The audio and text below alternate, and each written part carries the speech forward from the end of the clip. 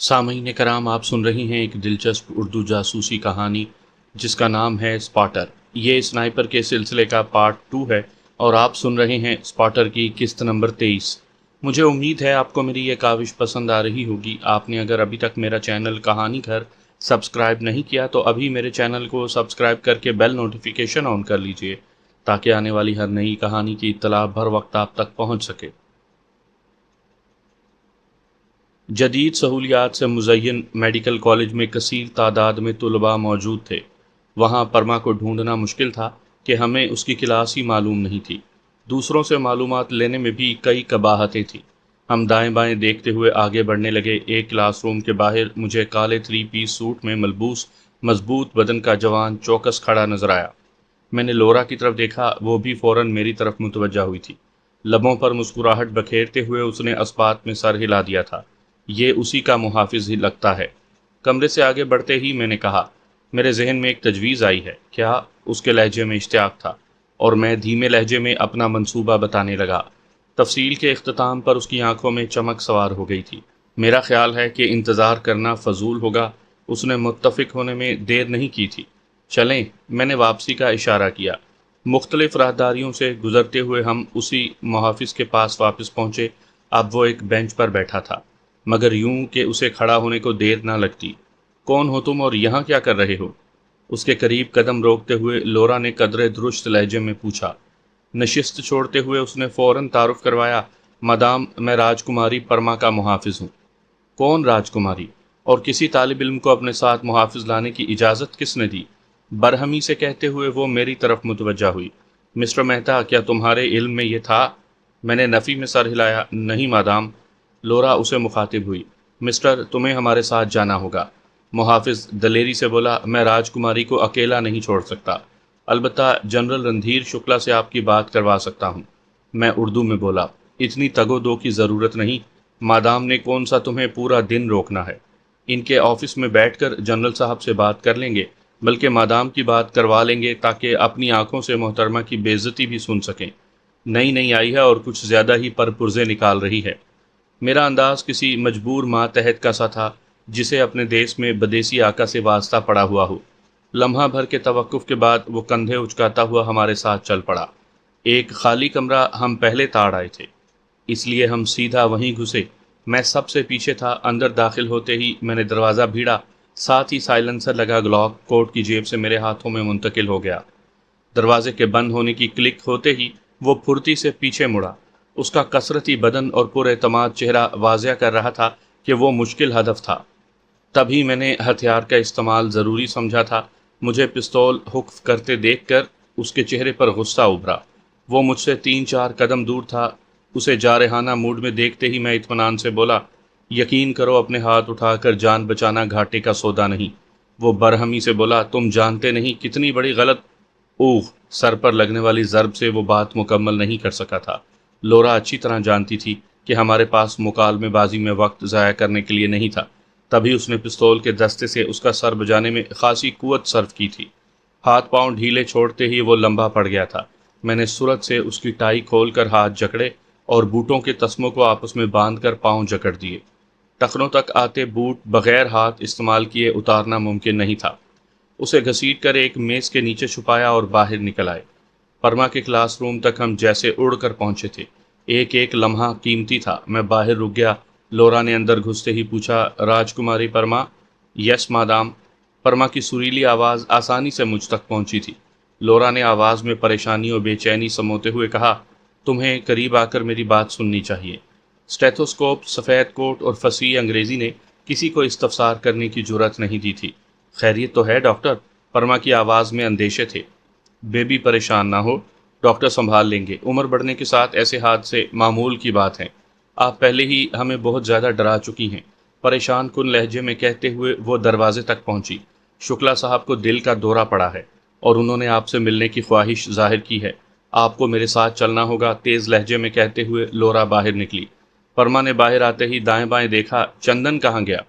کون چندن؟ لورا انجان بن گئی۔ ہمارا محافظ ہے۔ پرما سخت گھبرائی ہوئی لگ رہی تھی۔ میں چند قدم دور انجان بنا کھڑا رہا۔ 2 آدمیوں کو دیکھ کر وہ بدک سکتی تھی۔ بے شک اسے کال کر لو، مگر خدا را دیر نہ کرو۔ شکلا صاحب کی حالت خاصی مخدوش ہے۔ بظاہر لورا نے اسے مرضی کرنے کی اجازت دی، مگر شکلا کی ناگفتہ با حالت کا ذکر کر کے جلدی کرنے کی ترغیب بھی دے ڈالی تھی۔ لورا کے ساتھ قدم ملاتے ہوئے پرما نے پوچھا، گرینڈ پا کو کس وقت دورہ پڑا ہے؟ لورا نے کہا، تھوڑی دیر پہلے ہی انہیں یہاں لایا گیا ہے، فی الحال ICU میں ہیں۔ میں چند قدم کے وقفے سے ان کے عقب میں چلنے لگا۔ پرما خود میڈیکل کی طالبہ تھی اور لورا اچھی خاصی تضاد بیانی کر چکی تھی، مگر پرما دھیان نہیں دے سکی تھی۔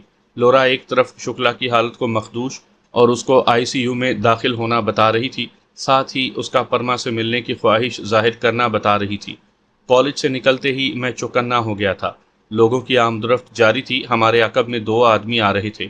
جوں ہی وہ ایک وارڈ میں گھسے، میں نے پیچھے دیکھ کر عقب کے محفوظ ہونے کو یقینی بنایا اور پرما کے قریب ہو کر ایک دم اس کے سر پر پستول کا دستہ رسید کرتے ہوئے پستول جیب میں ڈال لیا۔ وہ گہری کراہ کے ساتھ زمین بوس ہو گئی تھی۔ سامنے کچھ فاصلے پر چند بندے آ رہے تھے، مگر کوئی ہماری طرف متوجہ نہیں تھا۔ کیا ہوا؟ تشویش بھری آواز میں کہتے ہوئے میں جھکا اور اسے بازوؤں میں بھر کر اٹھا لیا۔ شاید دورہ پڑا ہے، اسے ایمرجنسی میں لے جانا پڑے گا، لورا بدحواسی میں کہتے ہوئے آگے بڑھ گئی۔ 2 کمرے چھوڑ کر سرجیکل وارڈ تھا، وہاں اسٹریچر نظر آئے۔ لورا نے ایک اسٹریچر سیدھا کیا اور میں نے فوراً پرما کو اوپر لٹا کر اپنا کوٹ اس کے چہرے اور چھاتی پر ڈال دیا تھا۔ ہسپتال میں اکثر افراتفری مچی رہتی ہے، مریضوں کا آنا جانا تسلسل سے جاری ہوتا ہے، اس لیے ہماری حرکت مشکوک نہیں لگ رہی تھی۔ سونے پہ سہاگا لورا براؤن کا ڈاکٹروں والا حلیہ تھا۔ داخلی دروازے سے نکل کر ہم پارکنگ کی طرف بڑھے۔ میرے دل میں اس کے محافظوں کا خطرہ موجود تھا۔ گو پہلے تمام کینٹین میں بیٹھے تھے، مگر ان کی پارکنگ میں واپسی غیر یقینی نہیں تھی۔ ہماری کراولی ادھوری تھی۔ پوری معلومات حاصل کیے بغیر ہم نے ہدف پر ہاتھ ڈالا تھا اور قریباً کامیابی کے نزدیک تھے۔ اگر کوئی گڑبڑ ہو جاتی تو بھاگنا مشکل ہو جاتا۔ شکلا ہر چوک پر ناکے لگوا سکتا تھا۔ ہماری کار کی حالت بھی اتنی اچھی نہیں کہ تیز رفتاری کا مظاہرہ کر سکتے، اور سب سے بڑھ کر ہمیں مغوی کو ٹھکانے تک لے جانا تھا۔ اپنی ذات تک ہمیں بھاگنے میں کوئی مسئلہ نہ ہوتا، لیکن پرما کو ساتھ پھرانا تبھی ممکن تھا کہ ہم چپکے سے کام کر جاتے۔ یہی خیال شاید لورا براؤن کے دماغ میں بھی تھا۔ پختہ روش کے ساتھ مجھے اسٹریچر روکنے کا اشارہ کرتے ہوئے وہ بولی، کار پارکنگ سے باہر لے آؤ۔ اس کی احتیاط مجھے پسند آئی تھی۔ میں لمبے ڈگ بھرتا ہوا کار پارکنگ کی طرف بڑھ گیا۔ ایک جیپ کی عقبی نشست پر 4 محافظ بیٹھے گپے ہانک رہے تھے۔ ہماری احتیاط پسندی کام آ گئی تھی۔ میں نے تو کار بھی ان کی جیپ کے بغل میں کھڑی کی تھی۔ ڈرائیونگ سیٹ پر بیٹھ کر میں نے ان پر اچٹتی ہوئی نگاہ ڈالی اور کار پارکنگ سے باہر لے آیا۔ لورا بے چینی سے منتظر تھی۔ ہم نے فوراً اسے عقبی نشست پر منتقل کیا۔ لورا اس کا سر گود میں لے کر بیٹھ گئی تھی۔ ڈرائیونگ سیٹ سنبھالتے ہی میں نے کار آگے بڑھا دی۔ اسٹریچر سنبھالنے کا وقت نہیں تھا، ویسے بھی پارکنگ کے قریب چند اسٹریچر رکھے ہوئے نظر آ رہے تھے جو یقیناً خستہ حال مریضوں کو اندر لے جانے کو رکھے گئے تھے۔ جو ہی بڑی سڑک پر چڑھے، پرما بآواز بلند کراہی۔ میں نے عقبی شیشے میں جھانکا، وہ اٹھنے کی کوشش کرتی نظر آئی تھی، مگر لورا نے اس کی گردن کی رگ مسلتے ہوئے دوبارہ بے ہوش کر دیا تھا۔ میں درمیانی رفتار سے چلتا گیا کہ تیز رفتاری لوگوں کو متوجہ کر سکتی تھی۔ ہمیں چلتے ہوئے آدھا گھنٹہ ہوا تھا کہ پرما کا موبائل فون بجنے لگا۔ لورا نے اس کے شولڈر بیگ سے فون نکال کر بند کر دیا کہ آن ہونے کی حالت میں ہمیں موبائل فون کے ذریعے ڈھونڈا جا سکتا تھا۔ میں نے مشورہ دیا، بہتر ہوگا اپنا کوٹ اتار دو اور پرما کو بھی سیٹ سے ٹیک لگا کر بٹھا دو۔ ٹھیک کہہ رہے ہو۔ لورا نے عمل کرنے میں دیر نہیں لگائی تھی۔ اس نے اپنا کوٹ اور اسٹیتھوسکوپ کار کے فرش پر پھینکا اور پرما کو سیٹ سے ٹیک لگا کر بٹھا دیا۔ اب بظاہر یوں لگتا تھا جیسے وہ نیند میں ہو۔ مجھے معلوم تھا کہ جلد ہی ہماری تلاش میں تیزی آنے والی تھی اور اس سے پہلے اپنے ٹھکانے پر پہنچنا ضروری تھا۔ مزید گھنٹے بھر کی ڈرائیونگ کے بعد ہم بخیریت منزل پر پہنچ گئے تھے۔ کھولی کے سامنے کار روک کر ہم نے احتیاط سے پرما کو اندر منتقل کیا اور پھر میں نے کار مخصوص جگہ پر کھڑی کر دی۔ کار کا رنگ، ماڈل اور حالت ایسی تھی کہ اس جیسی ہزاروں کاریں ممبئی میں موجود تھیں، اس لیے کار تبدیل کرنے کی بظاہر کوئی وجہ نظر نہیں آ رہی تھی۔ لورا پرما کے ہاتھ پاؤں ہتھ کڑیوں میں جکڑ کر اس کے منہ پر ٹیپ چپکا چکی تھی۔ مجھ سے زیادہ وہ پرجوش تھی۔ گو پرما کو تکلیف دہ حالت میں دیکھ کر مجھے دکھ ہوا تھا، مگر کیا کرتا کہ مجبوری تھی۔ انصاری صاحب کی شہزادی کو میں شہزادیوں کی طرح نہیں رکھ سکتا تھا۔ اگر وہ تعاون کرنے پر آمادہ ہو جاتی تو اسے مکمل آرام و سہولیت میسر کرنے کی کوشش کرتا، مگر اب ایسا ممکن نہیں تھا۔ اڑتی اڑتی جو خبریں مجھ تک پہنچی تھیں ان کے مطابق اپنی بیٹی اور انصاری صاحب کی بیوی پاروتی شکلا کو شکلا ہی نے قتل کروایا تھا۔ اسی شقی القلب سے بیٹی کی شوہر سے وفاداری برداشت نہیں کی گئی تھی۔ ایک پاکستانی جاسوس کو باحفاظت فرار کروانے والی اس کی نظر میں ملک دشمن تھی، تبھی اسے گھر پہنچنے سے پہلے ہی ایکسیڈنٹ میں مروا دیا تھا، اور پھر بیٹی کو موت کے بعد اس کی محبت کا بہاؤ نواسی کی طرف موڑ گیا۔ پرما کو ساتھ رکھنے کی ایک وجہ یہ بھی تھی کہ پاکستان و مسلمانوں سے نفرت کی وجہ سے وہ انصاری صاحب کو سخت ناپسند کرتا تھا، تبھی باپ سے اس کی پیاری اولاد چھین لی تھی، اور ناممکن تھا کہ اس نے پرما کے ذہن میں والد کے خلاف زہر نہ بھرا ہو، ورنہ پرما انصاری صاحب سے رابطے کی کوشش ضرور کرتی۔ اسے نانا کے پاس مطمئن دیکھ کر اور اس کی بیماری کا سن کر پرما کی پریشانی دیکھ کر یقین ہو جاتا تھا کہ وہ پاکستان جانے پر کسی صورت آمادہ نہ ہوتی۔ لورا نے پوچھا، اب کیا کریں؟ سب سے پہلے حلیہ تبدیل کرتے ہیں۔ ہسپتال و کالج میں کیمرے لگے ہیں اور یقیناً اب تک شکلا کیمروں کی ویڈیوز دیکھ چکا ہوگا۔ لورا نے اشتیاق ظاہر کیا، کیا لگتا ہے اس نے مجھے پہچان لیا ہوگا یا نہیں؟ میک اپ باکس کھولتے ہوئے میں نے کندھے اچکائے، کیا فرق پڑتا ہے؟ فرق تو پڑتا ہے، میں چاہتی ہوں اس کی نیندیں اڑ جائیں۔ میں نے کہا، وہ تو تمہیں نہ پہچاننے پر بھی اڑ جائیں گی، کیونکہ نیند اڑنے کا سبب پرما کا اغوا ہے۔ کس نے اغوا کیا یہ ثانوی رہ جاتا ہے۔ وہ غصے سے بولی، دوسروں کی عزت خراب کرنے والے کو جب اپنی عزت پر بنے گی تو اسے دوسروں کی تکلیف کا احساس ہوگا۔ میں اس کی نواسی کا وہ حشر کروں گی کہ یہ درندہ قبر میں بھی اپنے کیے پر پچھتائے گا۔ میں نے متون کیا، مجھے نہیں لگتا کیپٹن لورا براؤن اتنی ظالم و نا انصاف ہوگی کہ ایک درندے کا بدلہ معصوم لڑکی سے لینا چاہے گی۔ اس نے کہا، سانڈوں کی لڑائی میں گھاس کا کچلا جانا قانون قدرت ہے۔ میں طنزیہ انداز میں بولا، تم سانڈ نہیں ہرنی ہو۔ وہ بے پرواہی سے بولی، بکرے کو چارہ بنا کر شیر کا شکار کرنے والے کا مطمع نظر بکرے کی زندگی نہیں شیر کی موت ہوتی ہے۔ پرما کا کوئی بال بانکا بھی نہیں کر سکتا۔ تم شکلا کو دھمکی کو جتنی لفظی گولہ باری کرنا چاہو پرواہ نہیں، عملاً پرما کو ہاتھ بھی نہیں لگاؤ گی۔ مجھے گھورتے ہوئے اس نے طنز کیا، کیوں خان لڑکی سے بھی زیادہ پیاری لگنے لگی ہے؟ میں بے گناہ کی صورت دیکھ کر مدد کرنے کا قائل نہیں ہوں۔ اگر پرما تمہاری طرح بدصورت ہوتی پھر بھی اسے کچھ نہ ہونے دیتا۔ ریجا، اور بکواس نہیں، اس نے آنکھیں نکالی۔ ہوش سے کام لو لورا، پرما بے قصور و بے گناہ ہے۔ ایک معصوم پر ظلم کرتے ہوئے ترس نہیں آئے گا؟ اس کے نانا کو ظلم ڈھاتے وقت مجھ پر ترس آیا تھا؟ کیا میں بے قصور نہیں تھی؟ وہ حجت بازی پر اترائی۔ میں نے فضول دماغ کھپائی کے بجائے ٹی وی آن کیا اور چہرے کی مرمت کرنے لگا۔ دھرمو دادا کی مہربانی سے اب ہم اپنا حلیہ تبدیل کرنے پر قادر ہو گئے تھے۔ لورا نے بھی سانولی رنگت ختم کر کے گندمی رنگ اپنایا، آنکھوں پر نیلے لینس چڑھائے، بالوں کو بھورا کیا، مصنوعی جبڑے ڈال کر گالوں کی ہڈی کو مزید ابھارا اور نئی لورا بن گئی۔ میں بھی نئے حلیے میں آ گیا تھا۔ مختلف چینل کھنگالنے کے باوجود ٹی وی پر ہمارے متعلق کوئی خبر نہیں چلی تھی۔ یقیناً شکلا خاموشی سے کام میں لگا تھا۔ ہم بمشکل شکل تبدیل کر پائے تھے کہ پرما زور سے کراہی اور پھر آنکھیں کھول دیں۔ اس نے اٹھنے کی کوشش کی مگر صرف کسمسا کر رہ گئی تھی۔ تمہارا منہ کھول رہی ہوں، اگر چیخنے چلانے کی کوشش کی تو بھیجا اڑا دوں گی۔ سمجھ میں آیا کہ نہیں؟ اس کی آنکھوں کے سامنے زگانہ 9mm لہراتے ہوئے لورا صفاق لہجے میں بولی تھی۔ پرما کی آنکھوں میں خوف چھلکا اور اس نے زور سے سر ہلا کر سمجھنے کا اندیا دیا تھا۔ اس کے ہونٹوں سے ٹیپ اتار کر لورا کرسی گھسیٹ کر قریب ہوئی۔ میں کیپٹن لورا براؤن ہوں، ذرا حلیہ بدلا ہوا ہے، ورنہ تم میرے نام سے اچھی طرح واقف ہو۔ ہڈیوں سے چمڑا اتارنا مجھے اچھی طرح آتا ہے، اور تمہارا چمڑا اتارنے سے پہلے تو لباس اترے گا، اور اس کے بعد خیر بچی نہیں ہو، تمہیں پتا ہوگا کہ ایک جوان لڑکی کو دشمن کی قید میں کون سی اذیتوں سے واسطہ پڑ سکتا ہے۔ وہ ہکلائی، مگر ہمارا قصور؟ خوبصورت شوخ آنکھوں میں خوف بھر آیا تھا۔ لورا گرائی، کیونکہ تم ایک درندے کی اولاد ہو۔ اپنے باپ سے ہم بھی اتنی ہی نفرت کرتے ہیں جتنی آپ۔ جب اس کے ظلم سے اپنی بچی اور بیوی محفوظ نہ رہیں تو آپ کس شمار میں ہیں؟ مگر اس کے مظالم ہمارے کھاتے میں تو نہ ڈالیں۔ وہ لورا کی بات کو سمجھ نہیں پائی تھی۔ لورا نے اسے شکلا کی اولاد پکارا تھا اور اس نے سگا باپ سمجھ لیا تھا۔ پرما کے انداز سے ظاہر ہو رہا تھا کہ انصاری صاحب کے خلاف شکلا نے اس کے دل میں کتنا زہر بھر دیا تھا۔ لورا نے دانت پیسے، باپ نہیں، تمہاری ماں کی باپ کا ذکر کر رہی ہوں۔ میرا دشمن رندھیر شکلا ہے۔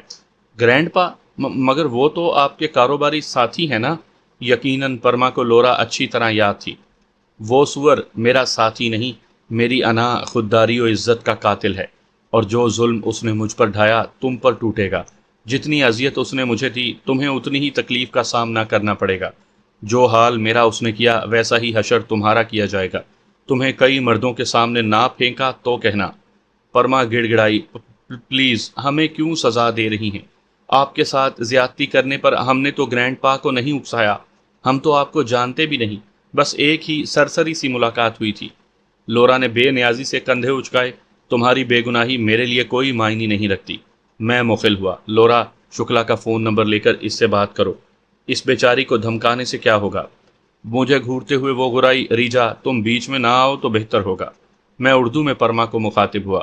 فکر نہ کرو، میری موجودگی میں کوئی آپ کا کچھ نہیں بگاڑ سکتا۔ اس کے چہرے پر چمک ابھری اور وہ لجاجت سے بولی، تو آپ ہمیں چھوڑ دیں، گرینڈ پا آپ کو مالا مال کر دیں گے۔ صرف یہ وعدہ کر سکتا ہوں کہ آپ کی جان اور عزت پر ہلکی سی آنچ بھی نہیں آنے دوں گا۔ باقی شکلا کے کرتوتوں سے آپ واقف نہیں ہو، ورنہ اس کے پاس جانے کے بجائے کنویں میں چھلانگ لگانا بہتر سمجھتی۔ لورا طیش میں آ کر بولی، ریجا انگریزی میں بات کرو۔ میں مسکرایا۔ ہمیں اپنی زبان میں بات کرنا اچھا لگتا ہے۔ اے لڑکی، تم میری بات سنو۔ لورا کا ہاتھ اس کی ریشمی زلفوں کی طرف بڑھا۔ میں نے ایک دم لورا کا ہاتھ پکڑ کر دور جھٹک دیا تھا۔ ہوش میں ہو؟ تو تم ریجا؟ لورا ششدر رہ گئی تھی۔ میں نے قطع کلامی کی۔ جو سلوک شکلا سے کرنا ہے اس کا نشانہ پرما کو نہ بناؤ۔ میں نے کسی بے گناہ کے خلاف تمہارا ساتھ نہیں دیا تھا۔ وہ چلائی، دفع ہو جاؤ، مجھے تمہاری مدد کی کوئی ضرورت نہیں۔ میں اطمینان سے بولا، پرما میرے ساتھ جائے گی، اور میں تمہارے بھیجے میں گولی اتار دوں تب؟ لورا نے ایک دم سائلنسر زگانا مجھ پر تان لیا تھا۔ میں بے پرواہی سے بولا، گولی چلانے کی جرت ہے؟ وہ اعتماد سے بولی، نک کے قاتل کے لیے میرے دل میں ذرا برابر ہمدردی نہیں۔ اپنا یہ شوق بھی پورا کر لو، مگر میری زندگی میں پرما پر ہاتھ اٹھانا تو خدا کوئی ٹیڑھی نگاہ سے بھی نہیں دیکھ سکتا۔ وہ بپھر کر بولی، آخر کیوں؟ کیونکہ تمہارا ساتھ میں نے انصاف کے حصول کو دیا تھا، اور اب پرما سے شکلا کا نمبر معلوم کرو تاکہ اپنا مقصد پورا کر سکے۔ ریجا، تم نہیں جانتے شکلا کے خلاف میرے دل میں کیا الاؤ روشن ہے۔ میں اس سے تعلق رکھنے والی ہر چیز، ہر انسان، بلکہ جانور تک کو نیست و نابود کرنا چاہتی ہوں۔ جس اذیت سے میں گزری ہوں وہ صرف میں جانتی ہوں۔ یا لمحہ بھر توقف کر کے اس نے فکرہ مکمل کیا، یا تمہارا خدا۔ میں قریب ہوا، اس کے ہاتھ سے پستول لے کر اس کی جیب میں ڈالا اور بازو سے پکڑ کر باہر لے آیا۔ داخلی دروازے کے ساتھ کھڑے ہو کر میں نے کمرے سے تھوڑا فاصلہ پیدا کیا اور معنی خیز لہجے میں پوچھا، تم میرے مشن کے بارے میں جاننے کی خواہش مند تھی نا؟ اس کے چہرے پر تعجب ابھرا۔ مگر اس لڑکی کا تمہارے مشن سے کیا تعلق؟ میں نے انکشاف کیا، اسی کا حصول تو میرا مشن تھا۔ وہ بوکھلاتے ہوئے بولی، کیا مطلب؟ لگتا ہے اس کی صورت دیکھ کر ریجھ گئے ہو۔ میں صاف گوئی سے بولا، بلا شبہ تم سے خوبصورت نہیں ہے۔ وہ الجھن آمیز لہجے میں بولی، ریجا صاف صاف بتاؤ کیا چاہتے ہو؟ یہ پرما شکلا نہیں، پرما ملہوترا بلکہ پرما انصاری ہے۔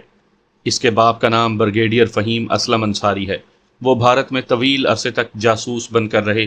پرما کی ماں سے ان کی شادی پیشہ ورانہ مجبوری کے تحت ہوئی، مگر وہ بیوی سے بہت محبت کرتے تھے۔ پرما بھی انہیں جان سے پیاری تھی۔ شاید وہ ساری زندگی بھارت میں گزار دیتے، مگر بدقسمتی سے ان کا راز فاش ہو گیا۔ اس سے پہلے کہ گرفتاری عمل میں آتی، بیوی کے ذریعے انہیں اپنا بھانڈا پھوٹنے کی خبر پہنچ گئی، اور بیوی ہی کی مدد سے وہ فرار ہونے میں کامیاب ہوئے۔ شکلا کو جوں ہی بیٹی کے کارنامے کی خبر ملی، اس نے پاروتی کے قتل کا حکم صادر کیا، اور پرما کی ماں بیچاری گھر زندہ نہ لوٹ سکی۔ بیٹی کی موت کے بعد شکلا نواسی کو اپنے پاس لے گیا۔ انصاری صاحب نے بہت کوششیں کی کہ اپنی بیٹی کو پا سکیں، مگر ان کی راہ میں شکلا کا منحوس وجود رکاوٹ بنا رہا۔ شکلا نے نہ صرف باپ کو بیٹی سے ملنے سے روکے رکھا، بلکہ پرما کے ذہن میں ایسا زہر بھرا کہ آج اس معصوم کو اپنا باپ ایک قاتل اور ظالم شخص دکھائی دیتا ہے۔ جب انصاری صاحب کی 2-3 کوششوں کے باوجود کامیابی نہ ہوئی تو انہوں نے مجھے شکلا کے خاتمے اور پرما کی بازیابی کو بھیجا۔ میرے ساتھ ایک کمانڈو بھی آیا تھا جو ایک مارکے میں شہید ہو گیا۔ پھر تم ملی اور باقی کہانی تمہیں معلوم ہے۔ گہرا سانس لیتے ہوئے اس نے میرا ہاتھ تھاما۔ ویسے اس بارے اجمالن تو مجھے بھی پتا تھا۔ بہرحال اب کیا چاہتے ہو؟ تم شکلا سے رابطہ کر کے اپنا کام نکلواؤ، پھر اسے قتل کر کے پرما کو ساتھ لے جاؤں گا۔ امید ہے اس کی ہلاکت کے بعد زیادہ رکاوٹوں کا سامنا نہیں کرنا پڑے گا۔ لورا صاف گوئی سے بولی، میں چاہتی تھی پرما پر تشدد کی ویڈیو اسے بھیجوں تاکہ وہ مزاحمت نہ کر سکے۔ اسے پرما کی بندھی ہوئی حالت کی تصویر دکھانا کافی ہوگا۔ اس نے تھکے تھکے لہجے میں متفق ہونے کا اعلان کیا۔ کوشش کر کے دیکھ لیتے ہیں۔ تو چلو، میں نے کمرے کی طرف قدم بڑھائے۔ اوے ریجا، خفا تو نہیں ہو تم پر پستول تانا؟ میرا ہاتھ تھامتے ہوئے اس نے ندامت ظاہر کی۔ میں مسکرایا۔ کسی بے وقوف کی بات پر غصہ کرنا کہاں کی عقل مندی ہے؟ وہ منہ بناتے ہوئے بولی، تم سے معذرت کرنا ہی فضول ہے۔ میں کھلکھلاتے ہوئے اندر گھس گیا۔ پرما منتظر نظروں سے دروازے کی جانب متوجہ تھی۔ کرسی سنبھالتے ہی لورا نے کہا، اپنے نانا کا نمبر بتاؤ۔ اس نے بے بسی ظاہر کی۔ ہمیں یاد نہیں ہے، ہمارے موبائل فون میں لکھا ہوگا۔ موبائل فون پر پاس ورڈ لگا ہوا ہے، پاروتی۔ اس نے اداس لہجے میں اپنی ماں کا نام لیا تھا۔ ریجا، بات سنو۔ لورا دروازے کی طرف بڑھ گئی۔ صحن میں نکل کر وہ دبے لہجے میں بولی، یہاں سے بات کی تو لوکیٹ ہو جائیں گے۔ میں نے کہا، بات چیت تم نے کرنا ہے اور تمہیں اکیلا جانے نہیں دے سکتا۔ بالکل، پرما کی نگرانی بھی تو ضروری ہے۔ میں نے مشورہ دیا۔ ہاتھ پاؤں جکڑے ہیں، منہ پر ٹیپ چپکا کر نکل جاتے ہیں۔ البتہ اسے یہی باور کرائیں گے کہ ایک آدمی یہی ہے۔ اس نے اتفاق کرتے ہوئے اس بات میں سر ہلا دیا۔ ہم واپس پرما کے پاس پہنچ گئے۔ تمہارا نانا اس وقت کہاں ہوگا؟ لورا نے دوبارہ تفتیش شروع کر دی۔ اس نے نفی میں سر ہلایا۔ ہمیں نہیں پتا۔ لورا نے پوچھا، مستقل ممبئی میں ہوتا ہے یا کسی اور شہر میں ٹھکانہ بنا رکھا ہے؟ جواب ملا، عموماً سفر میں ہی رہتے ہیں۔ یہاں بھی آنا جانا لگا رہتا ہے، البتہ دوسرے شہروں کی نسبت یہاں زیادہ وقت گزارتے ہیں۔ یہاں اس کی کیا روزمرہ ہوتی ہے؟ پرما نے کہا، باہر کا تو پتہ نہیں، البتہ گھر میں ہمیں وقت دیتے ہیں، لائبریری میں گھسے رہتے ہیں یا آرام کرتے ہیں۔ لورا چند ضروری و غیر ضروری سوال پوچھ کر میری طرف متوجہ ہوئی۔ ریجا، بہتر ہوگا تم شکلا سے بات کرنے چلے جاؤ۔ ٹھیک ہے۔ اسبات میں سر ہلاتے ہوئے میں نے اس کی طرف ہاتھ بڑھایا۔ پرما کا موبائل فون مجھے پکڑاؤ۔ موبائل فون میری طرف بڑھا کر اس نے پرما سے پوچھا، لڑکی، میرے آرام کا موڈ ہے، تمہیں کوئی حاجت ہے تو پوری کر لو۔ بعد میں ذرا سی آواز آئی تو یاد رہے، تمہیں چھڑانے کو ریجا یہاں نہیں ہوگا۔ وہ منمنائی، ہمیں تازہ دم ہونا ہے۔ لورا نے اس کی ہتھ کڑیاں کھول کر کہا، تمہارے پاس 5 منٹ ہیں۔ کلائیوں کو مسلتے ہوئے وہ بیت الخلاء میں گھس گئی۔ بیت الخلاء اور غسل خانہ اکٹھے ہی تھے۔ روشن دان موجود تھا، مگر اس سے بمشکل بلی ہی گزر سکتی تھی۔ پرما کے غسل خانے میں گھستے ہی میں باہر نکل آیا تاکہ اسے لگے میں چلا گیا ہوں۔ میں پارکنگ کی طرف بڑھ گیا۔ جب تک کار سٹارٹ کر کے کھولی کے سامنے پہنچتا، لورا باہر آ گئی تھی۔ کھولی کا بیرونی دروازہ بھی تالا کر کے اس نے میرے ساتھ نشست سنبھال لی۔ کار آگے بڑھتے ہی اس نے پوچھا، کیا ترتیب ہوگی؟ تم بات کرو گی، طویل گفتگو نہ کرنا، چند دھمکیاں دے کر مطالبہ پیش کرنا اور پھر نکل بھاگیں گے۔ جانا کہاں ہے؟ میں نے کہا، ایسی جگہ جہاں زیادہ بھیڑ ہو تاکہ ہمیں آسانی سے نہ ڈھونڈا جا سکے۔ ٹھیک ہے، اس نے اس بات میں سر ہلا دیا۔ سپہر ہو گئی تھی۔ گھنٹے بھر کے سفر کے بعد میں نے ایک بڑے شاپنگ پلازا کی پارکنگ میں کار روکی اور ہم اندر گھس گئے۔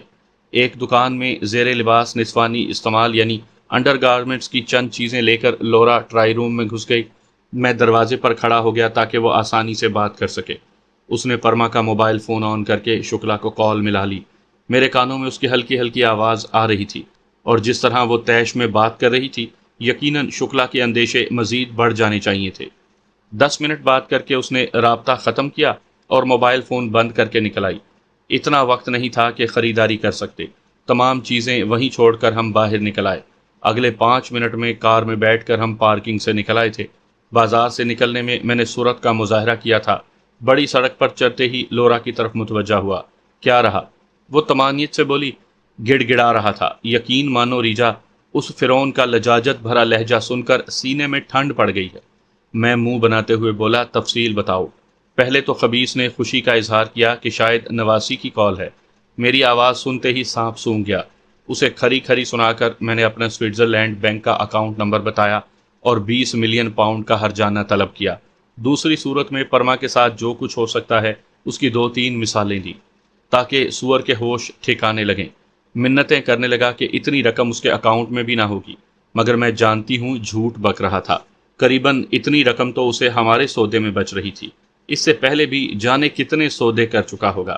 ایسے بد کرداروں کے سوئٹزرلینڈ کے بینک اکاؤنٹ پیسوں سے لبالب بھرے پڑے ہیں۔ میں نے قطع کلامی کی۔ راضی ہوا کہ نہیں؟ منتوں کے بعد دھمکیوں پر اتر آیا کہ اگر میں نے اتنے پیسے نکلوا بھی لیے تو وہ بعد میں میرے خلاف کارروائی کر سکتا ہے۔ لورا کا کہا بلند ہوا، بے وقوف کو کیا معلوم کہ بچے گا تو کچھ کرنے کے قابل ہوگا نا۔ میں نے بے چینی ظاہر کی۔ طے کیا ہوا؟ 5 دن کی مہلت مانگ رہا تھا، 3 دن کی مہلت دی ہے۔ اس کے بعد لیتو لال کی تو پرما کی پہلی ویڈیو ارسال کروں گی۔ میں نے کہا پرما پر تشدد کا خواب بھول جاؤ۔ وہ اطمینان سے بولی تشدد بھی نہیں کروں گی اور ویڈیو بھی ایسی بنے گی کہ شکلا کا سکون و آرام غارت ہو جائے گا۔ میں نے خیال ظاہر کیا مجھے لگتا ہے وہ خبیث اپنا نقصان نہیں ہونے دے گا۔ اگر اسے پرما کی فکر نہیں ہے تو ایسا سوچا جا سکتا ہے۔ تمہاری سمجھ میں میری بات نہیں آئی۔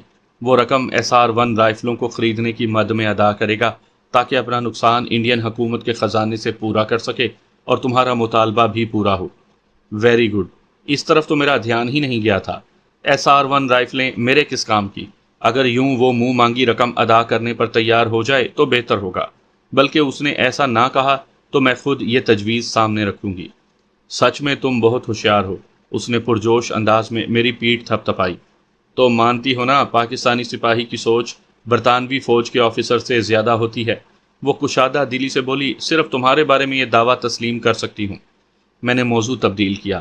شکلا پرما کو تلاش کرنے کی پوری طاقت استعمال کرے گا، تمام میسر ذرائع ہماری تلاش میں جھونک دے گا، اس لیے ہمیں بہت زیادہ احتیاط اور چوکسی کی ضرورت پڑے گی۔ وہ مسکرائی۔ اپنے تئیں تو کوئی دقیقہ فروگزاشت نہیں کریں گے، باقی تمہارے اللہ تعالیٰ پر چھوڑ دیتے ہیں۔ اب اللہ پاک کا بابرکت نام وہ عقیدت سے لینے لگی تھی، البتہ اللہ پاک کو پکارتی میری نسبت سے تھی۔ واپسی پر پرما ہمیں بخیریت ہی ملی تھی۔ قریبی مارکیٹ سے میں نے لورا کے لیے ایک نیا بستر خریدنا ضروری سمجھا تھا کہ اس کے بستر پر قابض پرما ہو گئی تھی۔ پرما جاگ رہی تھی، ممکن ہی نہ تھا کہ اسے نیند آ جاتی۔ کھولی میں 3 ہی چارپائیاں دستیاب تھیں اور تیسری چارپائی چھلنگا بنی تھی۔ اس کی حالت بھی کافی خستہ تھی۔ راجکماری صاحب اس پر آرام کریں گی؟ لورا نے چھلنگا چارپائی پر سونے سے انکار کر دیا تھا۔ میں نے نفی میں سر ہلایا۔ یہ میرے لیے رہنے دو۔ وہ بپھر کر بولی تم کیوں جھلنگا چارپائی پر سو گے؟ میرے ہونٹوں پر مسکراہٹ ابھری۔ کیا تم نہیں جانتی؟ زہر لگتی ہے تمہاری ہنسی۔ بیویوں کے سے اس انداز میں مجھے کوستے ہوئے وہ جھلنگا چارپائی کی طرف بڑھی۔ میں نے اسے بازو سے پکڑا۔ سختیاں برداشت کرنا مرد کا کام ہوتا ہے، عورت کا نہیں۔ وہ برہم ہوئی۔ تمہاری عورتیں گھر بیٹھی ہیں۔ اچھا 5 منٹ صبر کرو، میں نئی چارپائی خرید لاتا ہوں تاکہ وجہ ہی کو قتل کر دوں۔ پرما پر قہر آلود نظر ڈال کر وہ غرائی۔ وجہ پرانی چارپائی نہیں ہے اور وجہ ایک معصوم لڑکی بھی نہیں ہے۔ اسے اپنی چارپائی پر دھکیل کر میں باہر نکل آیا۔ چارپائی اور رات کا کھانا خریدنے میں مجھے 10-15 منٹ سے زیادہ نہیں لگے تھے۔ واپسی پر لورا پرما کو دھمکاتی ہوئی ملی تھی۔ نہ جانے کیوں وہ پرما پر برہم تھی، حالانکہ اچھی طرح جانتی تھی کہ شکلا کے کرتوتوں کی جواب دہ پرما نہیں ہو سکتی۔ پرانی چارپائی صحن میں پھینک کر میں نے نئی چارپائی پر بستر لگا لیا۔ لورا خاموش ہو گئی تھی۔ پرما کی آنکھوں میں مجھے ہلکی نمی تیرتی نظر آئی۔ میں نے کڑی نظر سے لورا کو گھورا۔ اس نے ڈھیٹوں کے انداز میں کندھے اچکا دیے تھے۔ میں نے پرما کی ہتھ کڑیاں کھول کر اسے ہاتھ منہ دھونے کو کہا تاکہ کھانا کھا سکیں۔ وہ منمنائی ہمیں بھوک نہیں ہے۔ اس کی پیٹھ تھپ تھپاتے ہوئے میں اردو میں بولا کہا نا آپ کو کوئی بھی نقصان نہیں پہنچا سکتا، نہ عزت نہ جان کو۔ ہماری دشمنی شکلا سے ہے۔ آپ بالکل بے گناہ و بے قصور ہو، اب اٹھو اور تازہ دم ہو جاؤ۔ مجھ پر ممنونیت بھری نظر ڈال کر وہ غسل خانے میں گھس گئی۔ میں نے 2 چارپائیاں ملا کر ان پر کھانا چون دیا۔ آ جاؤ، میں نے لورا کو آواز دی۔ وہ قریب آئی۔ تم اپنی حرکتوں سے باز نہیں آؤ گے۔ مجھے حیرانی ہوئی، کیا ہوا؟ وہ پست آواز میں بولی اسے کیا تسلیاں دے رہے تھے؟ جب کہہ دیا کچھ نہیں کہوں گی تو زبانی کلامی دھمکانے پر تمہیں اعتراض نہیں ہونا چاہیے۔ میں طنزیہ انداز میں بولا تمہیں کیا معلوم میں اسے تسلیاں دے رہا تھا یا کوئی اور بات کر رہا تھا؟ اردو نہیں جانتی، تمہاری حرکتیں دیکھ کر اندازہ تو کر سکتی ہوں۔ کیا سہمی ہوئی لڑکی کو تسلی دینا غلط ہے جبکہ لڑکی کے بے گناہ و بے قصور ہونے کا یقین ہو؟ وہ بے پرواہی سے بولی اولاد کو والدین کا بویا کاٹنا پڑتا ہے۔ وہ ایک عظیم مجاہد کی بیٹی ہے، شکلا کی نہیں، بلکہ شکلا تو اس کی ماں کا قاتل ہے۔ تم نرا سر درد ہو، اگر مجبور نہ ہوتی تو تمہارے ساتھ ایک پل نہ ٹھہرتی۔ میں بیزاری سے بولا مجبوری کیسی، دفع ہو جاؤ۔ شکلا کو پرما کے نام پر بلیک میل کر کے جو لینا ہے حاصل کرو۔ پرما کی فکر نہ کرو، میں اسے سنبھال لوں گا اور انشاءاللہ اب شکلا اس کی صورت نہیں دیکھ سکے گا۔ وہ استہزائی انداز میں بولی اوئے ہوئے اتنی پسند آ گئی ہے کہ کیپٹن لورا براؤن بھی کباب میں ہڈی لگنے لگی ہے، اور یہ بھول گئے کیسے للچاتے ہوئے ندیدے پن سے ڈیٹ پر جانے کی درخواست کیا کرتے تھے۔ چٹخنی کھلنے کی آواز پر میں دبے لہجے میں بولا کوڑ مغز، اس کے سامنے ایسی بکواس نہ کر دینا۔ ہونٹوں پر استہزائی مسکراہٹ بکھیرے وہ خاموش ہو گئی۔ پرما باہر آئی، سرخ و سفید چہرے پر پانی کے قطرے پھول پر پڑی شبنم کی طرح لگ رہے تھے۔ اس نے تولیہ استعمال نہیں کیا تھا، یقیناً نفیس سیٹھ زادی کو کسی دوسرے کا تولیہ استعمال کرنا قباحت لگ رہی تھی، بلکہ وہ عام سا بستر، غریبوں کا غسل خانہ و بیت الخلا، مرمت کی متقاضی دیواروں والی کھولی جس کے فرش کا ناقص پلستر جگہ جگہ سے اکھڑا ہوا تھا، یقیناً وہ مقام اس کے لیے کسی عقوبت خانے سے کم نہ تھا۔ لورا جیسی تربیت یافتہ اور عملی زندگی گزارنے والی سنائپر وہاں آ کر چیخ پڑی تھی۔ پرما تو نازوں میں پلی شہزادی تھی، جسے نہ گرمی سے پالا پڑا تھا نہ سردی سے واسطہ۔ گرمیوں میں ہر جگہ اے سی میسر ہوتا تو سردیوں میں ہیٹر۔ اس کھولی سے تو اس کے ملازموں کی رہائش بھی کئی گنا بہتر ہوگی۔ وہ قریب آ کر بیٹھ گئی، مجھے دکھانے کو اس نے 2-3 نوالے زہر مار کیے۔ بلا شبہ پریشانی نے اس کی بھوک اڑا دی تھی۔ میں نے زیادہ اصرار نہ کیا کہ اس کی حالت سے بھی واقف تھا، اور یہ اندیشہ بھی تھا کہ میرے اصرار کو فکر مندی جانتے ہوئے لورا بکواس نہ شروع کر دے۔ وہ پرما کو گھٹیا درجے کے قیدی سے زیادہ اہمیت دینے پر تیار نہیں تھی، جبکہ انصاری صاحب سے عقیدت کی وجہ سے مجھے پرما کی فکر تھی۔ میں اسے ہلکی سی تکلیف پہنچانے پر بھی راضی نہیں تھا، کجا اسے تشدد کا نشانہ بنایا جاتا یا اس کی ہتک کی جاتی۔ بیٹی انصاری صاحب کو جان سے عزیز تھی۔ پرما کا ذکر کرتے وقت ان کے ہونٹوں پر شفقت بھرے تبسم کا ابھرنا، آنکھوں میں پرما کی جدائی پر نمی کا چھلکنا، چہرے پر حسرت و یاس کی تصویر بن جانا ظاہر کرتا تھا کہ پرما انہیں کتنی پیاری تھی۔ پرما کی محبت ہی تھی کہ وہ شکلا جیسے ڈائناسور سے ہار ماننے کو تیار نہیں تھے۔ ہمیں ہتھ کڑیوں میں تکلیف ہو رہی ہے، شاید سو نہ سکے۔ لورا جوں ہی برتن سمیٹ کر اٹھی، پرما ہولے سے منمنائی۔ بیچاری لورا کے رویے کی وجہ سے وہ خوف زدہ تھی، حالانکہ ہم جنس ہونے کے ناطے اسے لورا کا سہارا لینے کی ضرورت تھی، مگر لورا کے بار بار جھڑکنے، دھمکانے اور اظہار نفرت کے بعد اس کا میرے ہمدردی بھرے رویے پر میری طرف متوجہ ہونا اچنبے کی بات نہیں تھی۔ لورا برتن دھونے صحن میں نکل گئی۔ میں نے ندامت ظاہر کی، یہ ہماری مجبوری ہے، ورنہ آپ کو کبھی تکلیف نہ پہنچائی جاتی۔ وہ لجاجت سے بولی، جب تک آپ موجود ہیں تب تک تو یوں ہی رہ سکتے ہیں نا، بے شک آپ دروازے کو اندر سے تالا کر دیں۔ میں متبسم ہوا۔ وعدہ کرتی ہو کہ بھاگنے کی کوشش نہیں کرو گی؟ سر جھکا کر وہ اٹکتے ہوئے بولی، جی ہم وعدہ کرتے ہیں نہیں بھاگیں گے۔ شاید پہلی بار جھوٹ بولنا پڑا تھا جو حقلا گئی تھی۔ اسے کریدنا اس میں دلچسپی نہیں تھی۔ اسبات میں سر ہلاتے ہوئے کہا، اچھا سو جاؤ، میں جاگ رہا ہوں۔ چہرے پر شکر گزاری کا گہرا اثر دیے وہ لیٹ گئی۔ لورا نے اندر آتے ہی برتن ایک طرف رکھے اور اسے کڑے تیوروں سے گھورتے ہوئے ہتھ کڑی اٹھا لی۔ میں جلدی سے بولا، فی الحال رہنے دو کیپٹن۔ سچ میں؟ اس کے چہرے پر بے یقینی ابھری۔ میں جاگ رہا ہوں۔ وہ برہمی سے بولی، اس کے لیے کب تک جاگو گے؟ میں اطمینان سے بولا، آرام کرو، یہ تمہارا درد سر نہیں۔ وہ طنزیہ لہجے میں بولی، تم ہو نا میرا درد سر۔ ایک آدمی کا جاگنا ضروری ہے۔ اس نے منہ بگاڑا۔ تمہارے جاگنے پر نہیں، لڑکی کے نہ بندے ہونے پر معترض ہوں۔ کیا خیال ہے تمہارے اعتراض کی مجھے پرواہ ہوگی؟ وہ استہزائی انداز میں بولی، ایک بریگیڈیئر کا ایسے سپاہی کو اپنی ڈاکٹر بیٹی کا رشتہ دینا جو پہلے سے 2 بیویوں کا شوہر ہو، یقیناً احمقانہ اور لچر سوچ ہے۔ میں نے تیز لہجے میں اسے ٹوکا، بکواس کرنے کی ضرورت نہیں، شکلا بریگیڈیئر نہیں جنرل ہے۔ ساتھ ہی آنکھ مار کر اسے انصاری صاحب کا ذکر نہ کرنے کا اشارہ کر دیا۔ اس نے تپتے ہوئے کہا، کوئی انہونی ہو گئی تو تمہیں گولی مارنے سے بھی نہیں چوکوں گی۔ میں نے اس کے اندیشے کو درخور اعتنا نہیں جانا تھا۔ میرا مطمع نظر پرما کو حتی الوسع آرام پہنچانا تھا۔ میں صبح بھی سو سکتا تھا، یوں بھی 2-3 دن ہم نے باہر نہیں نکلنا تھا۔ ٹی وی کی میز اپنی چارپائی کے قریب کر کے میں نے آواز دھیمی کی اور خبریں دیکھنے لگا۔ نامعلوم دہشت گردوں کی وجہ سے پولیس جگہ جگہ پر چھاپے مار رہی تھی۔ مختلف سڑکوں پر پولیس کے ناکے اور چیک پوائنٹ قائم ہو گئے تھے۔ پرما کے اغوا کی خبر کسی چینل پر نہیں آئی تھی، البتہ میڈیکل کی ایک نامعلوم طالبہ کو پر اسرار گمشدگی کا ذکر 2-3 چینلوں نے کیا تھا۔ تھوڑی دیر کے بعد ہی لورا کے گہرے سانس میری سماعتوں میں گونجنے لگے۔ پرما کی آنکھیں بھی بند تھیں۔ خبروں کا تکرار اور بار بار گھوم پھر کر پرانی گفتگو کا دہرایا جانا زیادہ دیر برداشت نہ ہو سکا۔ مجبوراً مجھے چینل تبدیل کرنا پڑا اور میں نے ایک دستاویزی فلم لگا لی۔ رات دبے پاؤں سرکنے لگی۔ اسی دوران غنودگی کا ہلکا سا جھٹکا لگا۔ آرام دہ بستر پر مسلسل جاگنا بھی کارے دار بن جاتا ہے۔ میں پرما کے ہاتھ پاؤں جکڑنے کے ارادے سے اٹھا تاکہ تھوڑی نیند لے لوں۔ وہ کمبل میں غائب تھی، صرف موہنا چہرہ ہی باہر نظر آ رہا تھا۔ چہرے پر اتنی معصومیت اور الڑ پن چھایا تھا کہ میں اسے نیند سے جگانے کا حوصلہ نہ کر سکا۔ دروازے کو صرف باہر سے تالا کیا جا سکتا تھا کیونکہ اندر زنجیر کے بجائے چٹخنی لگی تھی۔ مجھے اور کچھ نہ سوجا اور حفظ ما تقدم کے طور پر اپنی چارپائی کو دروازے کے سامنے بچھا دیا۔ میری نیند ایسی نہیں تھی کہ پرما میرے اوپر سے گزر کر دروازے سے باہر چلی جاتی اور میں سویا رہتا۔ اس کے باوجود میں نے لمبا پڑنے کے بجائے گھٹنوں میں سر دے کر بیٹھنا ضروری سمجھا تھا، کیونکہ میں خطرہ مول لینے کے حق میں نہیں تھا۔ پرما کے حصول کے بعد میرا مشن تقریباً مکمل ہو چکا تھا۔ بس اب شکلا کے خاتمے کا منصوبہ بنانا تھا تاکہ بھارت سے فرار ہونے میں آسانی ہوتی۔ پرما کے ماموں کو یقیناً اس کی اتنی پرواہ نہ ہوتی جتنی نانا کو تھی۔ بیٹھے بیٹھے ہی میں اپنی پلوشے کے پاس پہنچ گیا تھا۔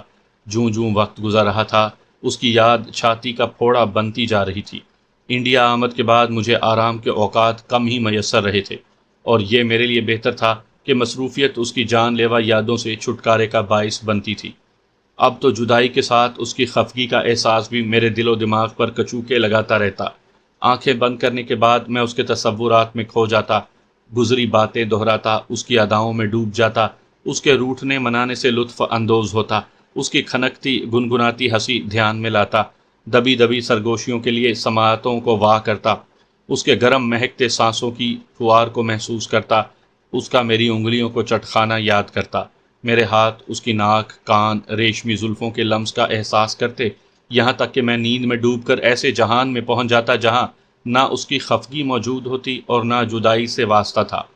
اس کی سب سے بڑی کمزوری گدگدی تھی۔ بغل یا پیٹ میں انگلی چبونے سے وہ یوں اچھلتی تھی جیسے بجلی کا کرنٹ یا بچھو کا ڈنک لگا ہو۔ چھوٹی موٹی خفگی کو دور کرنے کا یہ تیر بہدف نسخہ تھا۔ میں پوچھتا، موڈ ٹھیک کرتی ہو یا کروں گدگدی، اور وہ فوراً خفگی ختم کر دیتی تھی۔ سپنوں کی دنیا ایسی جگہ ہے جہاں غم کم اور خوشیاں بے بہا ہوتی ہیں۔ انسان کی بہت سی تشنہ خواہشات خواب نگر میں پوری ہوتی ہیں۔ میری آنکھیں بھی نیند میں پلوشے کی دید سے بہرہ مند ہوتی، قوت شامہ اس کی خوشبو سے فیض یاب ہوتی اور سماعتیں میٹھی سرگوشیوں سے متمتا ہوتی۔ بیٹھے بیٹھے میں بھی سپنوں کی دلکش دنیا میں پہنچ گیا۔ پلوشے میرا سر گود میں رکھے بالوں میں انگلیاں پھیر رہی تھی۔ اس کے لبوں پر پشتو زبان کا گیت مچل رہا تھا۔ اچانک اس نے پوچھا، راجو پانی پیو گے؟ نہیں، مجھے تو پیاس لگی ہے۔ اس نے ہاتھ بڑھا کر میز پر سے جگ اٹھایا اور جو ہی گلاس بھرنے لگی، جگ اس کے ہاتھ سے پھسلا۔ ایک دم میں نے کوہنیاں سامنے کر کے جگ کو روکنے کی کوشش کی اور اسی وقت میرے سر پر قیامت ٹوٹ پڑی۔ شیشے کا جگ سر کے عقبی حصے سے ٹکرایا۔ اوغ کی زوردار آواز سے میں دائیں جانب جھکا اور چارپائی سے نیچے گر گیا۔ میری آنکھیں وہاں ہوئی، وہ پرما تھی۔ مجھے جگ رسید کر کے اس نے جگ چارپائی پر پھینکا۔ چارپائی کو ایک جانب ہٹا کر چٹخنی کھولنے لگی۔ میں ایک جھٹکے سے اٹھا مگر زور کا چکر آیا اور دوبارہ گر گیا۔ سر پر ہاتھ پھیرا تو خون بہہ رہا تھا، مگر پرما کا بھاگ جانا ہمارے سارے منصوبے پر پانی پھیر دیتا۔ لورا براؤن کی عادت تھی کہ وہ چہرہ کمبل میں چھپا کر سوتی تھی، اسی وجہ سے ہلکی پھلکی کھٹ پٹ اسے سنائی نہیں دیتی تھی، یا جاگی بھی تھی تو میری پہرے داری پر بھروسہ کرتے ہوئے چہرے سے کمبل نہیں ہٹایا تھا۔ پرما چٹخنی کھول کر باہر کو بھاگی۔ میں کوشش کر کے ڈگمگاتا ہوا اٹھا۔ پہلے لورا کو اٹھانے کا سوچا مگر اس کے سنبھلنے تک پرما کے دور نکلنے کا خطرہ تھا، اس لیے خود ہی اس کے پیچھے بھاگ پڑا۔ سر میں دھماکے ہو رہے تھے اور تیزی سے حرکت کرنا بہت مشکل لگ رہا تھا۔ پرما بیرونی دروازہ کھول کر باہر جا چکی تھی۔ میں ننگے قدم ہی بھاگا تھا۔ دروازے سے باہر کوئی نوکیلی چیز پاؤں کے تلوے میں چبھی، مگر وہ وقت ایسی باتوں پر دھیان کا نہیں تھا۔ قدم روک کر میں نے پاؤں پر ہاتھ پھیرا، وہ کیل تھی۔ کیل نکال کر دور پھینکی اور دوبارہ بھاگ پڑا۔ اسٹریٹ لائٹ کی روشنی میں وہ ہوا کے جھونکے کی طرح اڑتی نظر آئی۔ اس نے کالی جینز پر سفید کرتا اور اس پر کالے ہی رنگ کا عمدہ کوٹ پہنا ہوا تھا۔ بھاگتے ہوئے اس نے چند بار مدد مدد کی آواز بلند کی، مگر وہ محلہ ایسا نہیں تھا جہاں رات کے وقت اس وقت جاگنے کا رواج ہوتا۔ غریب مزدور طبقہ لوگ تھے جو سردی سے بچنے کو بستروں میں چھپے تھے۔ میں بھی زخمی پاؤں کی پرواہ کیے بغیر بھاگا۔ سر کی چوٹ کو بھی میں نے پسے پشت ڈال دیا تھا، حالانکہ یوں لگ رہا تھا جیسے کوئی باکسنگ دستانے پہن کر میرے سر میں مسلسل مکے مار رہا ہو۔ پاؤں میں بھی کیل چبھنے سے سخت جلن اور درد ہو رہا تھا۔ مختصر گلی عبور کر کے وہ سڑک پر نکلی اور شاید اس کی قسمت عروج پر تھی کہ جیسے سڑک پر چڑھی گاڑی کی تیز روشنی میں نہا گئی۔ وہ سرخ رنگ کی آلٹو تھی۔ پلیز مدد کرو، با آواز بلند کہتے ہوئے پرما ہاتھ اٹھا کر کار کے سامنے کھڑی ہو گئی تھی۔ کار کی عقبی دروازہ کھلا اور وہ سرعت سے اندر گھس گئی۔ اس کے کار کے سامنے رکتے ہی پارکنگ کی طرف دوڑ پڑا تھا، کیونکہ کسی نوجوان لڑکی کا لفٹ کو اٹھا ہوا ہاتھ کم ہی مایوس لوٹتا ہے، اور لڑکی جب پرما کی طرح بھرپور جوان اور معصوم و من موہنے رخ کی مالک ہو تو لفٹ نہ ملنے کا گمان 0% رہ جاتا ہے۔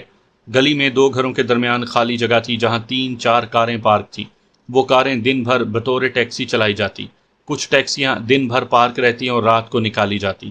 میں اپنی کار ہمیشہ ایسی جگہ پارک کرتا جہاں ناگہانی صورت میں جلدی بھاگا جا سکے، اور میری یہ احتیاط کام آ گئی تھی۔ کار سٹارٹ کر کے میں باہر لایا اور سڑک پر چڑھتے ہی رفتار بڑھا دی۔ مقام شکر تھا کہ سڑک خالی پڑی تھی۔ یہ سڑک ساحل سمندر کی طرف جاتی تھی۔ جلد ہی کار کی عقبی بتیاں نظر آئیں، لیکن قریب پہنچنے سے پہلے کار سڑک سے اتر کر عمارتی سلسلے میں گھس گئی تھی۔ اس کے گلی میں داخل ہوتے ہی میں نے رفتار مزید بڑھا دی تھی، کیونکہ میرے پہنچنے سے پہلے کار کسی مکان میں گھس جاتی تو تلاش کرنا مسئلہ بن جاتا۔ مطلوبہ جگہ پر پہنچ کر میں نے بھی کار سڑک سے اتاری۔ سامنے طویل گلی خالی نظر آ رہی تھی۔ گلی کافی کشادہ تھی۔ میں تیز رفتاری سے آگے بڑھتا گیا، مگر موڑ مڑتے ہی رکنا پڑا کہ دور دور تک کار کا نام و نشان بھی نہ تھا۔ کار ایک جانب لگا کر میں نیچے اترا۔ اندازہ یہی تھا کہ کار گلی موڑ سے پہلے ہی کسی مکان میں اندر گئی تھی۔ زیادہ تر مکانوں کے صحن میں بلب روشن تھے۔ اگر سارے مکانوں کا جائزہ لیتا تو شاید صبح ہو جاتی۔ مجھے سخت پریشانی ہو رہی تھی۔ اگر پرما کو لانے والا پولیس کو فون کر دیتا تو میری وہاں موجودگی سخت خطرناک ہو سکتی تھی۔ اگر اس کی نیت پرما پر بگڑ گئی، پھر ایک روح فرسا خیال میرے دماغ میں جاگا۔ اگر ایسا ہو جاتا تو میں ساری زندگی خود سے نظریں نہ ملا پاتا۔ پرما جیسی لڑکی پر کسی کی نیت کا بگڑنا بعید از قیاس نہیں تھا۔ اپنے اول الذکر اندیشے پر کہ وہاں پولیس نہ پہنچ جائے مجھے واپسی کا خیال آیا تھا، مگر پرما کی عزت خطرے میں محسوس کرتے ہی میری ساری حسیں بیدار ہو گئی تھیں۔ میں پیدل ہی پیچھے چل پڑا۔ ہر مکان کے دروازے سے جھانک کر میں صحن میں نظریں دوڑاتا اور دوسرے مکان کی طرف بڑھ جاتا۔ کار گیراج ہی میں پارک ہوتی ہے اور عموماً گیراج کا دروازہ نہیں ہوتا۔ 5-6 مکان ہی دیکھ پایا تھا کہ اچانک میرے حساس کانوں میں کسی لڑکی کے چیخنے کی آواز آئی۔ میرے دل کی دھڑکن بڑھ گئی تھی۔ اندازے کے مطابق میری جگہ سے دوسرا مکان تھا۔ میں بھاگ کر اس مکان کے سامنے پہنچا۔ اس کا گیٹ لوہے کا تھا۔ اچھل کر میں نے دیوار کا اوپری سرا پکڑا اور بازوؤں کے زور سے اوپر اٹھ کر صحن میں جھانکا۔ وہاں سفید رنگ کی ٹیوٹا میرا منہ چڑھا رہی تھی۔ نیچے اتر کر میں نے ساتھ والے مکان کی دیوار سے جھانکا۔ صحن میں کھڑی سرخ آلٹو دیکھتے ہی میرا دل خوشی سے بھر گیا۔ احتیاط بالائے طاق رکھتے ہوئے میں بازوؤں کے زور پر اوپر اٹھ گیا۔ نیچے اترتے ہی گلاک کی تلاش میں میرا ہاتھ جیب میں رینگا، مگر یاد آیا پستول تو تکیے کے نیچے رہ گیا تھا۔ کار کی ڈگی میں 2 سنائپر رائفلیں موجود تھیں، مگر اتنا وقت نہیں تھا کہ واپس جا کر رائفل لا سکتا۔ پرما کی چیخ نے میرے اندیشے بڑھا دیے تھے اور ضائع کرنے کو 1 سیکنڈ بھی نہیں تھا۔ میں تیز رفتاری سے اندرونی عمارت کی طرف بڑھا۔ پاؤں ننگے ہونے کی وجہ سے چاپ دب گئی تھی۔ وہ درمیانے ہجوم کا مکان تھا۔ اندرونی عمارت کے دروازے پر چھوٹی سی 12 دری بنی تھی، جس کا مقصد لکڑی کے دروازے کو بارش کے پانی سے محفوظ رکھنا تھا۔ دروازے کے دائیں بائیں 2 کھڑکیاں تھیں جن میں جالی لگی تھی۔ دروازے کے قریب ایسی آواز آئی جیسے کسی کا منہ بند کیا جائے اور وہ ناک سے اوں اوں کی آواز نکالے۔ اب میرا اندیشہ حقیقت کا روپ دھار چکا تھا۔ یقیناً اس بدبخت سے پرما کا حسن برداشت نہیں ہو سکا تھا۔ البتہ ایک بات حیرانی میں ڈال رہی تھی کہ آخر گھر میں اس کے علاوہ کوئی نہیں تھا جو اسے ٹوکنے کی کوشش کرتا۔ بہرحال وہ وقت سوچوں میں کھونے کا نہیں تھا۔ دروازے پر دستک دینے سے وہ کبھی دروازہ نہ کھولتا۔ دروازے کو توڑنا بھی آسان نہیں تھا۔ میری جیب میں تیزدار چاقو موجود تھا۔ میں نے بغیر کسی تاخیر کے چاقو کھول کر کھڑکی کی جالی پر لگی پٹی اتاری اور 2-3 جھٹکیں دے کر جالی کھینچ لی۔ عقب میں شیشے کی کھڑکی تھی۔ مکہ مار کر اوپر والا شیشہ توڑا اور ہاتھ ڈال کر اندر کی چٹخنی کھول دی۔ شیشے کے ٹوٹنے کی آواز پر اندرونی دروازہ کھولا جانے لگا۔ تب تک میں اندر داخل ہو گیا تھا۔ شیشے کی کرچیوں نے میرے پاؤں کا بوسہ لیا، مگر وہ چھوٹے موٹے زخموں پر دھیان دینے کا وقت نہیں تھا۔ ڈرائنگ روم میں روشنی ہو رہی تھی۔ دروازے سے برآمد ہونے والا چہرہ ایک نوجوان کا تھا۔ نیچے کالی چست پتلون اور بالائی بدن برہنہ تھا۔ مجھے دیکھتے ہی اس کی آنکھوں میں حیرانی کے ساتھ وحشیانہ چمک ابھری۔ وہ دھاڑا، کون ہو تم؟ جواب دیے بغیر میں زکن بھر کر قریب ہوا۔ میرے سر کی ٹکر اس کی چھاتی میں لگی اور وہ اچھل کر اندر جا گرا۔ میرے داخل ہونے تک وہ کھڑا ہو گیا تھا، مگر اندر صورتحال دیکھتے ہی مجھے ٹھٹک کر رکنا پڑا۔ وہ اکیلا نہیں تھا، اس کے 2 ساتھی اور بھی تھے۔ ایک میز پر شراب کی کھلی ہوئی بوتل پڑی تھی اور اس کے دونوں ساتھی زیر جامے میں بیٹھے شراب نوشی کر رہے تھے۔ پرما بیڈ پر بندھی پڑی تھی، یوں کہ اس کا بالائی بدن برہنہ تھا اور نیچے صرف زیر جامہ رہ گیا تھا، جو شاید چند سیکنڈ ہی کا مہمان تھا۔ اگر میں بر وقت نہ پہنچتا تو وہ بھی اتر گیا ہوتا۔ پرما کی آنکھوں سے مسلسل آنسو بہ رہے تھے۔ مجھے دیکھتے ہی وہ اون اون کر کے زور زور سے مچلنے لگی۔ اس کے منہ پر رومال بندھا تھا، تبھی بیچاری چیخ نہیں پا رہی تھی۔ میں نے سرسری نظر اندر دوڑائی۔ نیچے گرا ہوا لڑکا کھڑا ہو گیا تھا۔ وہ انداز سے باقی دونوں کا سرغنہ لگتا تھا، تبھی تو پرما پر پہلا حق اس کا تسلیم کیا گیا تھا۔